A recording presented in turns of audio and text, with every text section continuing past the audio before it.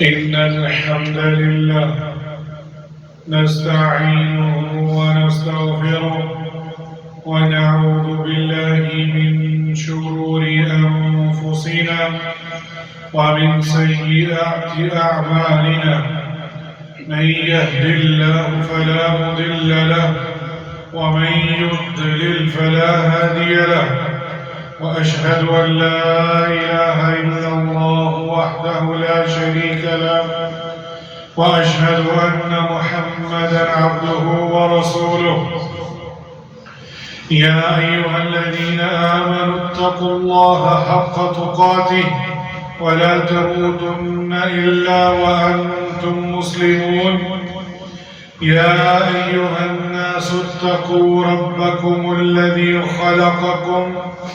خلقكم من نفس واحدة وخلق منها زوجها وبث منهما رجالا كثيرا ونساء واتقوا الله الذي تساءلون به والأرحام إن الله كان عليكم رقيبا يا أيها الذين آمنوا اتقوا الله وقولوا قولا سديدا يصلح لكم أعمالكم ويغفر لكم ذنوبكم ومن يطع الله ورسوله فقد فاز فوزا عظيما أما بعد إن أصدق الحديث كتاب الله وأحسن الهدي هدي محمد صلى الله عليه وسلم وشر الأمور محدثاتها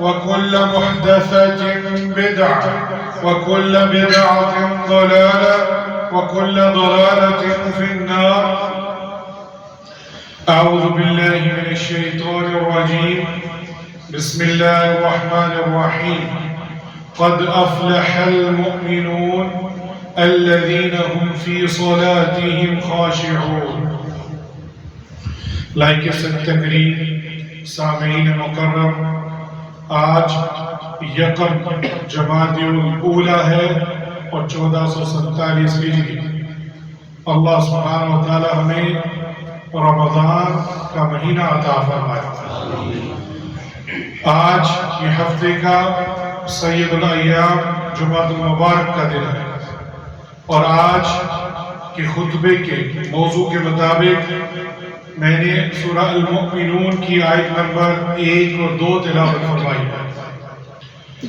ہمارے جو خطبے کا موضوع ہے ہماری صلاح نماز میں خشوع اور خضوع کیسے اختیار کریں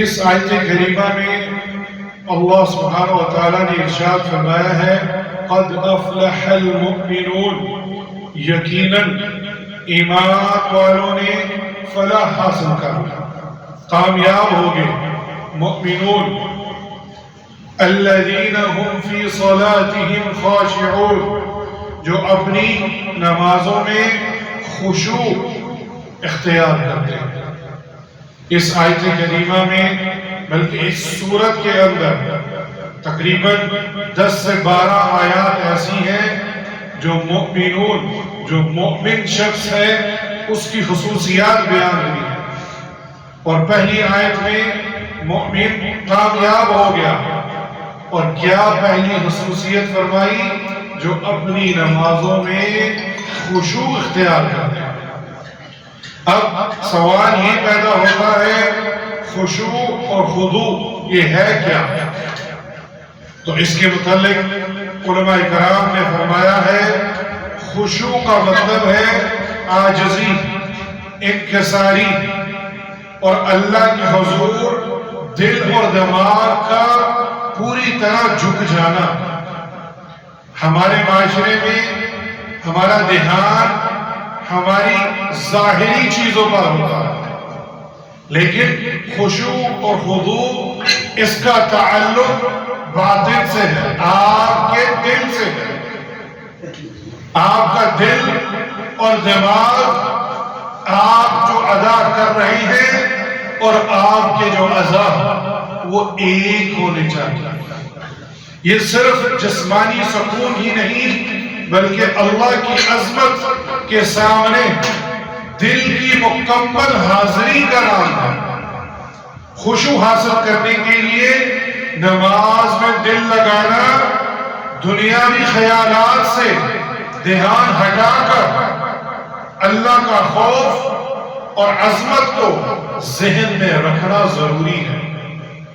نماز میں خشوع اس وقت ہوتا ہے جب کسی آدمی کا جو دل ہے وہ وسوسوں سے، خیالات سے خالی ہو اور خیالات کو چھوڑ کر نماز میں توجہ دے اور اسے ہر چیز پر ترجیح دے، تب ہی اسے اس میں سکون اور خوشی حاصل ہوتی ہے۔ جیسا کہ اللہ کے رسول صلی اللہ علیہ وسلم نے فرمایا کہ میری خوشی صلاۃ میں ہے۔ اللہ اکبر۔ اور اسی طرح بلال رضی اللہ عنہ ان کو فرمایا کرتے تھے، قم یا بلال فارحنا بالصلاۃ، اے بلال اٹھو ہمیں نماز میں راحت پہنچاؤ۔ اللہ اکبر۔ تو یہاں خشوع کا تعلق آپ کے دل سے ہے۔ اگر آپ کا دل خیالات وسوسوں سے خالی ہوگا تو آپ کا دماغ اور جو الفاظ آپ کہہ رہے ہیں اور جو اعضا جو آپ کے ظاہری ہیں وہ ایک ہوں گے تو آپ کی نماز میں خشوع ہوگا۔ اور شیخ الاسلام ابن تیمیہ رحمہ اللہ انہوں نے خشوع اور خضوع کو ارکان الصلاۃ کے اندر شامل کیا۔ اللہ اکبر۔ جو نماز کے صلاۃ کے ارکان ہیں ان ارکان میں انہوں نے خشوع اور خضوع کو بھی شامل کیا۔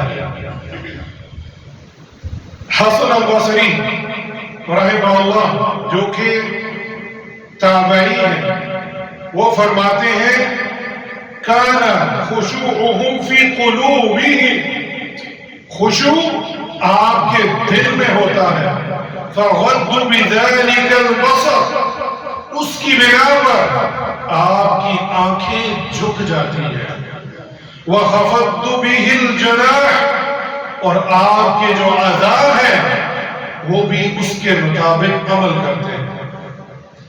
اسی طرح نماز میں خشوع اور خضوع اختیار کرنے کی اہمیت، نماز میں خشوع اور خضوع اختیار کرنے کے متعلق آپ کے سامنے میں دو روایات پیش کروں گا۔ ایک سیدنا ابو ہریرہ رضی اللہ عنہ، وہ فرماتے ہیں کہ آپ صلی اللہ علیہ وسلم مسجد میں تشریف لائے، آپ نے 2 رکعت ادا کی اور بیٹھ گئے۔ اس سے ہمیں علم حاصل ہوتا ہے کہ آپ جب بھی مسجد میں آئے تو نہیں بیٹھے جب تک 2 رکعت ادا نہ کریں، اور اس کے ساتھ تھوڑی ہی دیر بعد ایک شخص پھر مسجد میں داخل ہوا اور اس نے بھی 2 رکعت ادا کی اور آ کر آپ صلی اللہ علیہ وسلم کو سلام پیش کیا۔ زاد المعاد کے اندر اسی چیز کو لے کر فرمایا گیا ہے کہ نماز ادا کرنا یہ حقوق اللہ ہے اور سلام کرنا حقوق العباد ہے، اور یہاں مسجد کے اندر جب بھی داخل ہوں گے پہلے حقوق اللہ ادا کیا جائے گا پھر سلام کی جائے گا۔ پھر آپ جب صلی اللہ علیہ وسلم کو سلام کی تو آپ صلی اللہ علیہ وسلم نے فرمایا ارجع فصلی فإنک لم تصلی، واپس جا، تو نے نماز نہیں پڑھی کیونکہ تمہارے اندر کمی تھی، واپس جا، نماز پر لوٹا۔ وہ شخص واپس گیا اور پھر نماز پڑھی۔ یہاں غور کیجئے، اب اسے علم ہو چکا ہے دوسری بار کہ آپ صلی اللہ علیہ وسلم مجھے دیکھ رہے ہیں، اور آج بھی اگر ہم کسی کو دیکھ کر اس کی نماز کی اصلاح کرنے جائیں وہ آگے سے غصہ کرتا ہے، بلکہ مشاہدے میں آیا ہے وہ نماز پڑھنا ہی اس مسجد میں چھوڑ جاتا ہے، والعیاذ باللہ من ذالک۔ جبکہ اصلاح کرنے کا مطلب اس کی نماز کو درست کرنا ہوتا ہے، جس طرح اللہ کے رسول صلی اللہ علیہ وسلم نے کیا۔ وہ شخص پھر نماز پڑھ کر آیا اور آپ صلی اللہ علیہ وسلم کو پھر سلام کیا، اور آپ نے یہی جواب دیا، ارجع فصلی فإنک لم تصلی، واپس جا اور پھر نماز پڑھ کیونکہ تم نے نماز پڑھی ہی نہیں۔ اللہ اکبر۔ حدیث میں آتا ہے وہ تیسری بار نماز پڑھنے گیا، پھر اس نے تیسری بار 2 رکعت ادا کی اور آپ کو آ کر سلام پیش کی۔ آپ صلی اللہ علیہ وسلم نے پھر وہی کہا، ارجع فصلی فإنک لم تصلی۔ وہ ظاہری طور پر نماز پڑھ رہا تھا، لیکن آپ صلی اللہ علیہ وسلم کا فتویٰ کہ تیری نماز ہوئی نہیں۔ اسی لیے ہم کہتے ہیں نماز پڑھنا یہ ایک چیز ہے اور اس کی قبولیت یہ دوسری چیز ہے۔ میرا اور آپ کا اکثر اور بیشتر دھیان نماز پڑھنے پر ہے، قبولیت کے بارے میں ہم خیال ہی نہیں کرتے۔ تو اس وقت اس شخص نے کہا، اس ذات کی قسم جس نے آپ کو حق کے ساتھ مبعوث کیا ہے، میں اس کے علاوہ اور کوئی اچھا طریقہ نہیں جانتا، مجھے نہیں آتی نماز پڑھنا۔ اس شخص نے غصہ نہیں کیا، نماز پڑھنا چھوڑی نہیں، بلکہ اور ادب کے ساتھ فرمایا کہ اس ذات کی قسم، اللہ کی قسم اٹھا کر، اور پھر آپ کو مبعوث بنا کر بھیجا ہے، مجھے آپ نماز سکھا دیجئے۔ یہ میرا اور آپ کا اسلوب ہونا چاہیے۔ ہم کوئی مکمل نہیں ہے، ہم میں کوئی کمی بیشی ہے تو اس کی اصلاح اگر کوئی کرتا ہے اس کا ماتھا چوٹ ہو جاتا ہے، یہ میری اصلاح کر رہا ہے، نہ کہ مسجد چھوڑ کر چلے جاتا۔ اور پھر اللہ کے رسول صلی اللہ علیہ وسلم نے اسے نماز کا طریقہ بتایا، کہا اذا قمت الى الصلاة فکبر، جب تم نماز کے لیے قیام کرو تو تکبیرۃ الاحرام اللہ اکبر کرو۔ اس سے ثابت ہوتا ہے قیام کرنا شرط ہے، اللہ استطاعت اللہ قدرت، اگر اللہ نے آپ کو استطاعت اور طاقت دی ہے تو یہ نماز کی شرائط میں سے کہ آپ قیام کریں۔ اگر آپ بیمار ہیں، قدرت طاقت نہیں ہے، پھر آپ بیٹھ سکتے ہیں۔ پھر کیا فرمایا کہ فکبر، نماز میں تکبیرۃ الاولیٰ اختیار ہے۔ پھر فرمایا ثم اقرأ ما تيسر معك من القرآن، اور جو تجھے آسانی ہو قرآن میں سے وہ اس کو پڑھ لے۔ محدثین فرماتے ہیں یہاں سورۃ الفاتحہ کے علاوہ جو تلاوت ہے اس کا ذکر ہو رہا ہے۔ کیوں؟ سورۃ الفاتحہ ارکان الصلاۃ میں سے ہے، جو آج کل کے مسلمان پڑھتے ہی نہیں، حتیٰ کہ کوئی فوت ہو جائے اس کے جنازے میں بھی فاتحہ نہیں پڑھتے، والعیاذ باللہ من ذالک، جبکہ یہ ارکان الصلاۃ میں سے اور رکن ہے کہ سورۃ الفاتحہ پڑھنا، اور اس کے علاوہ تیسر معک من القرآن، جو تمہیں آسانی ہو وہ پڑھ لے۔ پھر کیا فرمایا ثم ارکع حتی تطمئن راکعا، یہاں وہ غلطی کر رہا تھا۔ آج ہم نماز پڑھتے ہیں جیسے کسی نے کوئی مشین کا بٹن دبا دیا اور چلتی جا رہی ہے، اس میں کوئی اطمینان نہیں، کوئی سکون نہیں۔ اللہ کے رسول صلی اللہ علیہ وسلم نے فرمایا جب تم رکوع کر اطمینان کے ساتھ وہاں رک جا اور وہاں رہ کر اس کا ذکر ادا کر۔ اور ہمارے ہاں مشاہدہ کر لیجیے، وہ چلتے ہوئے آ رہا ہے اور ساتھ اللہ اکبر سبحان ربی العظیم سمی اللہ لمن حمیدہ ایک ہی لو میں پڑھتا جا رہا ہے جیسے مشین چلتی ہے۔ وہاں اطمینان حاصل کرنا، ہر ایک جگہ پر نماز میں یہ خشوع اور خضوع کی نشانی ہے۔ جب آپ رکوع کریں آپ کی کمر سیدھی ہو، حدیث میں آتا ہے کہ آپ صلی اللہ علیہ وسلم یہ کمر اتنی سیدھی ہوتی تھی، اگر کوئی پانی گرا دیتا وہ گرتا نہیں تھا۔ آج ہم جھکتے ہی نہیں، یا کھڑے رکوع میں مکمل آگے نکل جاتے ہیں یا جھکتے ہی نہیں۔ اللہ قدرہ، اگر آپ میں کوئی بیماری ہے اللہ شفا کاملہ دے، آپ کو قدرت دی ہے تو رکوع کیجئے۔ جلدی کس بات کی؟ تطمئن راکعا، سکون کے ساتھ رک کے آپ رکوع کرو۔ پھر کیا فرمایا؟ ثم ارفع حتى تعدل قائما، جب تم رکوع سے سیدھا کھڑا ہو تو رک جا۔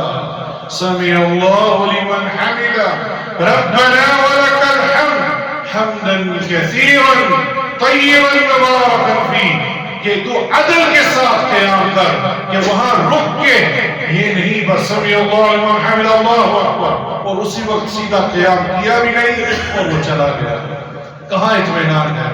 پھر اسی طرح فرمایا ثم اسجد حتى تطمئن ساجدا، اور پھر اسی طرح جب تم سجدہ کرے تو اطمینان کے ساتھ۔ اس میں 7 چیزیں ہیں، 2 ہاتھ، 2 گھٹنے اور 2 پاؤں۔ اور عائشہ رضی اللہ عنہ کہتی ہیں میں رات کو جب اٹھی تو میں نے اندھیرے میں اپنے ہاتھ ہلائے تو آپ صلی اللہ علیہ وسلم سجدے میں تھے، تہجد پڑھ رہے تھے، اور میرا ہاتھ آپ کے پاؤں کی ایڑیوں کو لگا اور آپ کے دونوں پاؤں جڑے ہوئے تھے اور ایڑیوں پر میرے ہاتھ لگے۔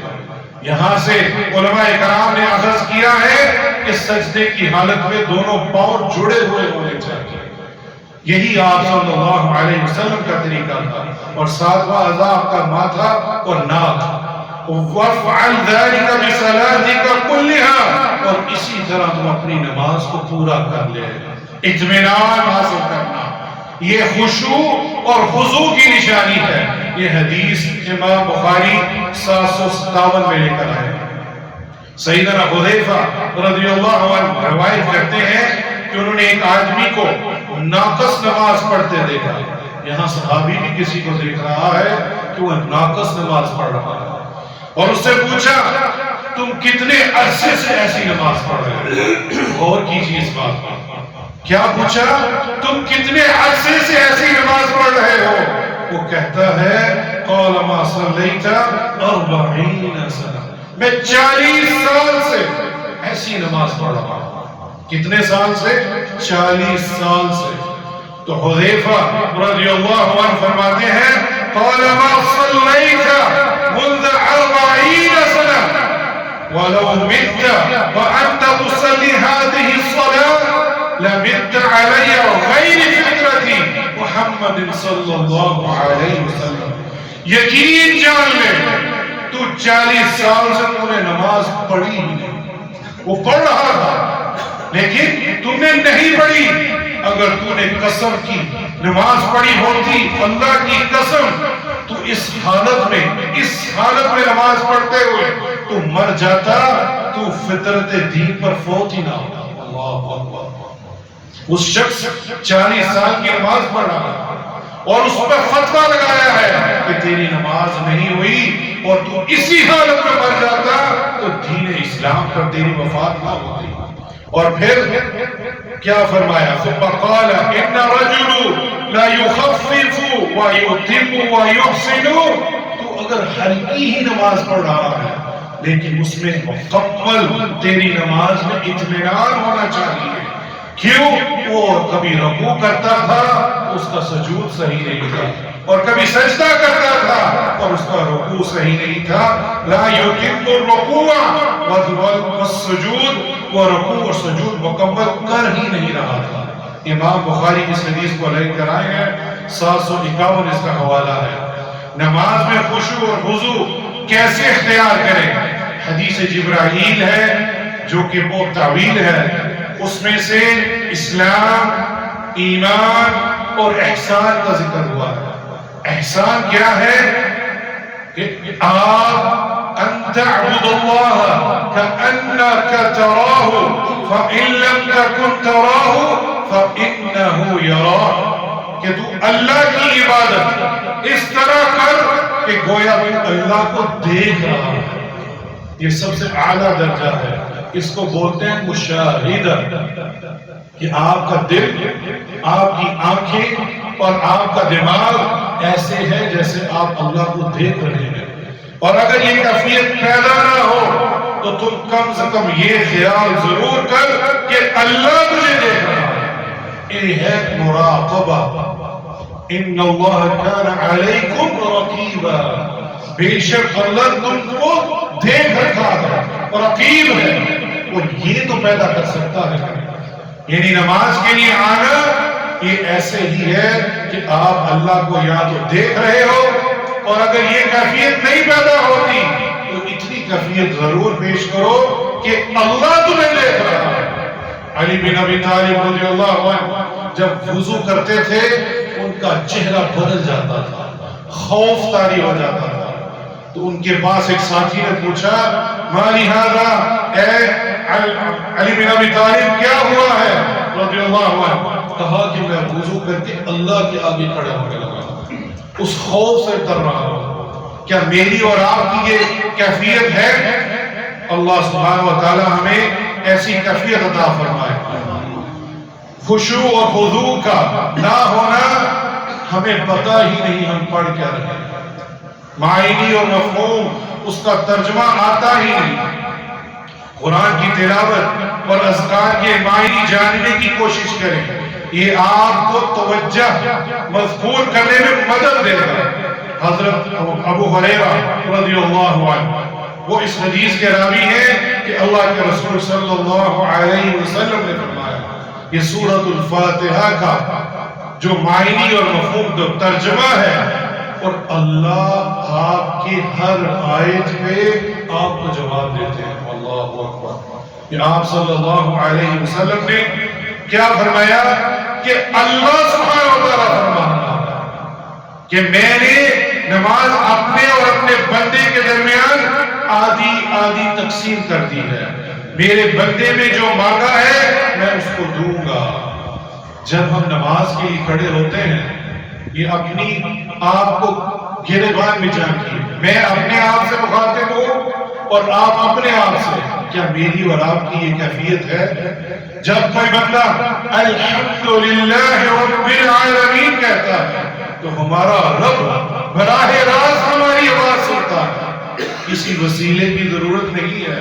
تو کیا فرماتا ہے ہمارا رب؟ قال اللہ تعالی حمدنی عبدی، کہ جب کوئی شخص یہ کہتا ہے الحمدللہ رب العالمین، تمام تعریفیں اللہ کی ہیں جو رب ہے عالمین کا، سب جہانوں کا، تو اس آیت پر جب رکتا ہے، وقف دیتا ہے، تو اللہ اس کو جواب دیتا ہے کہ میرے بندے نے میری تعریف کی ہے۔ اللہ اکبر۔ آپ مخاطب ہیں اللہ سے۔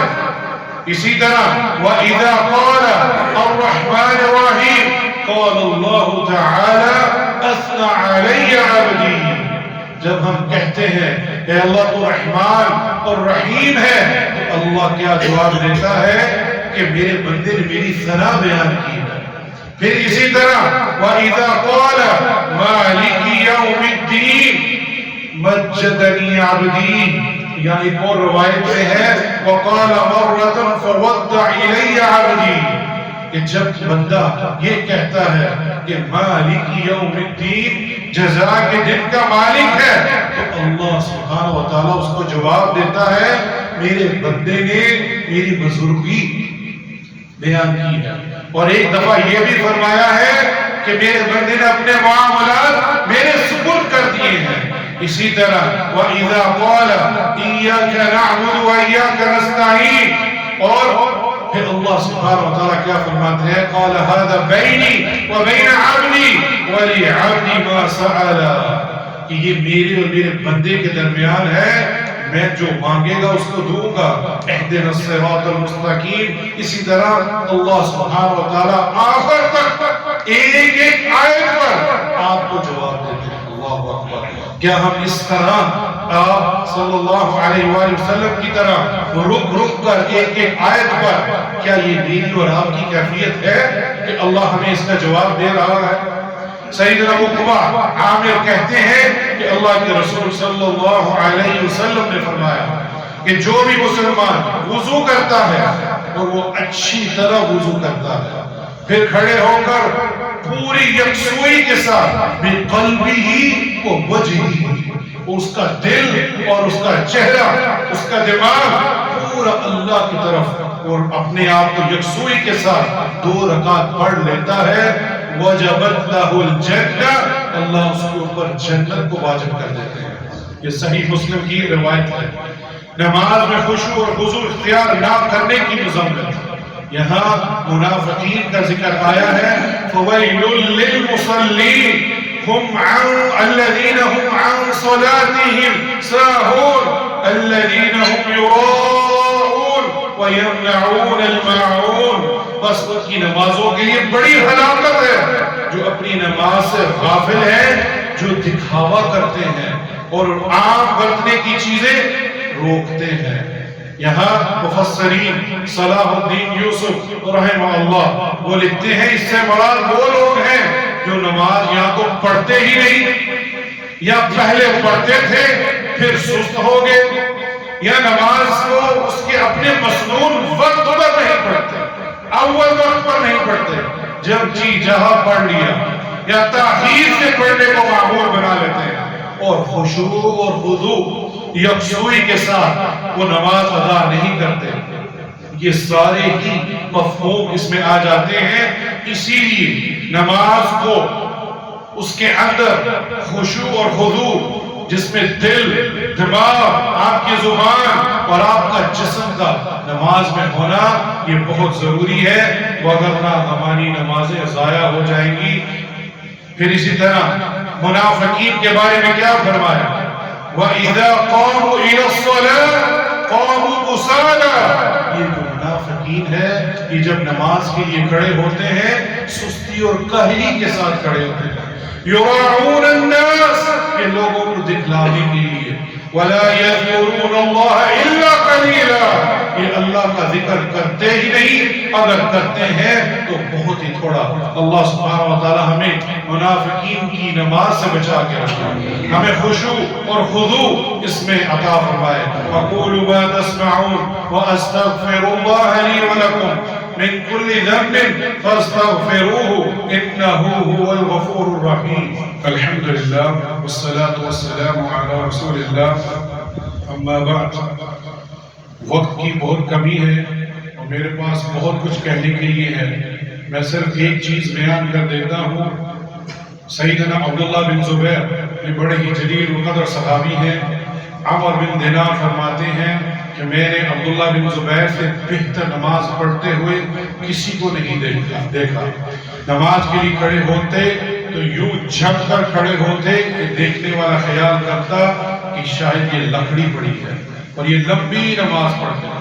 ایک دفعہ یہ بیمار ہو گئے اور طبیبوں نے کہا کہ ہم آپ کی ٹانگ کاٹیں گے، اس کے لیے آپ کو کچھ چیزیں سن کرنے کے لیے ہم آپ کو دیں گے۔